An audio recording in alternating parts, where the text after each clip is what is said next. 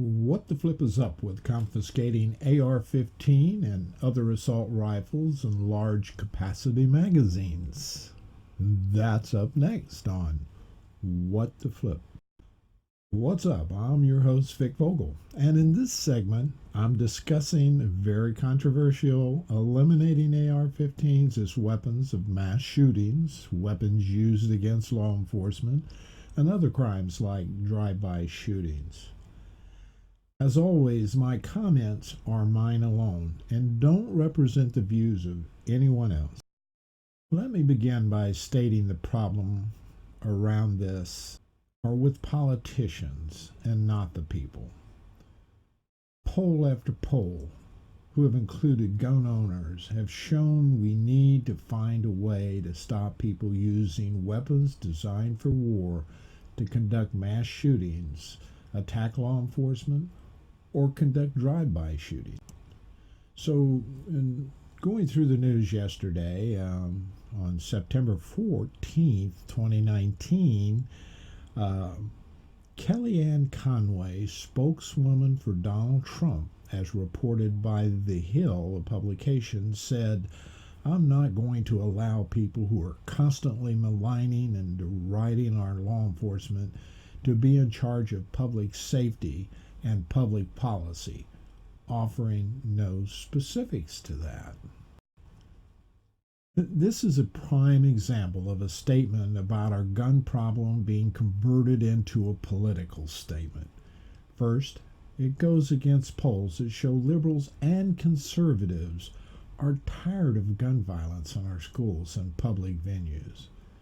And secondly, Conway also said in that same publication article, mass shootings will not be the excuse for liberals and socialists to confiscate guns. First, Ms. Conway really doesn't have a grasp if she equates socialism with mass shootings. Secondly, if there is a valid reason to collect weapons of war, it is mass shootings. Shootings where this is where indiscriminately both liberals and conservatives have been gunned down by a shooter using an assault rifle with large capacity magazines. They killed multiple people, even though law enforcement responded within a minute in Dayton, Ohio. Statements like this are designed to appeal to emotions and not logic. Emotions create anger and hate and divide. Logic creates solutions to things like gun violence. Now, lest you think I'm chiding conservatives, let me discuss BetoRourke's statement during a presidential debate where he passionately said, "Hell yes, we're going to take your AR-15s and your AK-47s," and other statements related to that. O'Rourke delivered the message in a fit of passion, reacting to the El Paso Walmart shooting that killed over 20 people in his hometown. This statement invoked an emotional response, particularly from the liberal audience, who gave him a standing ovation. This also created a win-lose perception is not the rhetoric we want to be using. Now, here's a quick example based on a discussion I had some time back. First, hunters I talk to who own an AR-15 don't hunt with their AR-15. If they're bird hunting, it's totally impractical. If they're hunting for, let's say, deer, which they will eat later, they don't use an AR-15 because the round destroys a lot of the meat around the entry. And they certainly don't need 30 rounds to kill a deer. At least they wouldn't want to brag they need that. That would kind of like be overkill, and actually it'd be pretty expensive. So most people who have an AR-15 say it's for defense, but they normally shoot the rifle for fun and entertainment on a range or an open field. Very few people have ever shot an AR-15 in anger unless it was military. Having used the M16 military version of the AR-15, I admit it is fun to shoot. What is totally unacceptable in both liberals and conservatives' minds is the use of the weapon to indiscriminately kill men, women, and children without regard for their age, gender, sex, or any other description in large numbers quickly.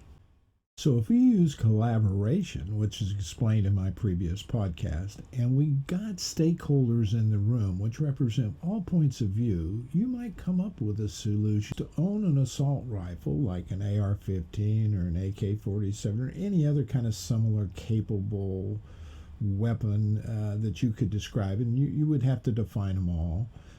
If you made it a law, and also the use of large capacity magazines and how that would be defined.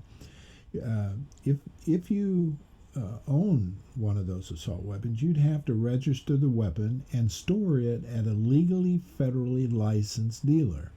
This dealer is responsible for storing your weapon and giving it to the owner of that weapon, who can use it on the dealer's range. And the ranges can happen from target practice to simulated scenarios, very much like you see in real life. So that can be a fun adventure, really, when you're out there on the range with people who are trained to help you learn how to use it effectively. Now, the owners of the gun, if they decide they don't want the rifle anymore, they have to sell that rifle through the dealer the gun is registered with and who is housing it for them. Now, there's a lot of things that gun owners use the AR-15 for outside of just target range at that particular range. There may be competitions or something along that line that they want to use the weapon for.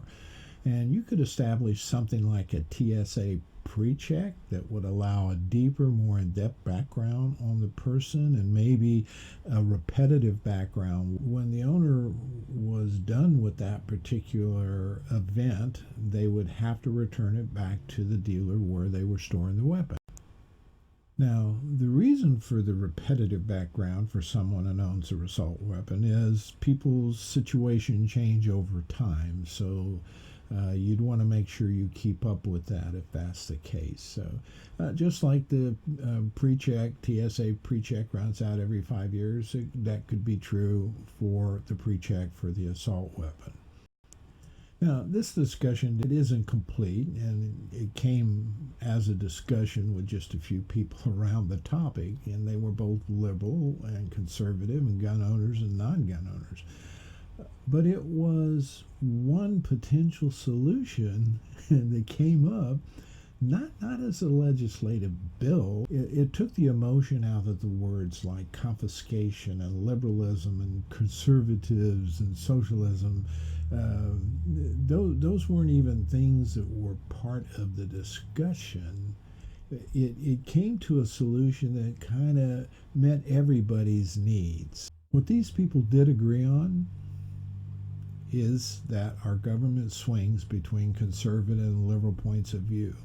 And given this fact, gun laws would change based on conservative or liberal points of view and would never solve the problem of gun violence if you use a concept like compromise. They also said there's actually a need to educate the public about identifying behaviors and signals for potential shooters, but they also said that's going to kind of take forever to define and educate the masses. So this is a very complex issue, but minimizing exposure to assault rifles and large capacity magazines without confiscation is something that has to happen to allow the longer term solutions of dealing with psychological issues and educating the public how to identify behaviors, etc.